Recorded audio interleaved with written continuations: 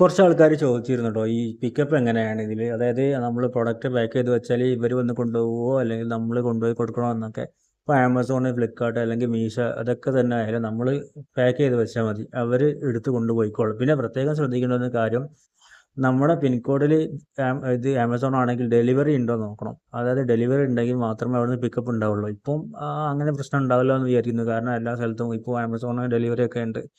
അപ്പോൾ അങ്ങനെ ഒരു ബുദ്ധിമുട്ടുണ്ടാവില്ല വിചാരിക്കുന്നത്. അതും കൂടി ഇതിൻ്റെ കൂടെ ശ്രദ്ധിക്കണം എന്നാട്ടോ ഞാൻ പറഞ്ഞത്.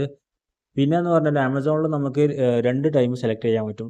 അത് രാവിലത്തെ സമയമുണ്ട്, ഉച്ചയ്ക്ക് ശേഷം, അതായത് 11 മുതൽ 2:15 വരെ, 2:15 മുതൽ 4:30 വരെ, ഇങ്ങനെ 2 ടൈമുണ്ട് ആമസോണിൽ. നമ്മൾ ഏത് സമയമാണോ സെലക്ട് ചെയ്യുന്നത് ആ സമയത്തിൻ്റെ ഉള്ളിൽ അവർ വന്നിട്ട് സാധനം ഇവിടുന്ന് എടുത്ത് കൊണ്ടുപോകും കേട്ടോ. പിന്നെ എന്ന് പറഞ്ഞു കഴിഞ്ഞാൽ വേറെ ശ്രദ്ധിക്കേണ്ട ഒരു കാര്യം എന്താണെന്ന് വെച്ചാൽ, നിങ്ങൾ ഓർഡർ പിക്ക് ചെയ്തിട്ടുണ്ടെങ്കിൽ സാധനം ഇന്ന് തന്നെ കൊടുക്കുക. അത് നാളത്തേക്ക് ആക്കാനോ നാളത്തേക്ക് ആക്കിയിട്ട് ലേറ്റ് ആക്കാനോ ഒന്നും ഉദ്ദേശിക്കരുത് കേട്ടോ. അങ്ങനെ ലേറ്റ് ആയിട്ടുണ്ടെങ്കിൽ നിങ്ങളുടെ അക്കൗണ്ടിനൊക്കെ അത് ബാധിക്കും കേട്ടോ.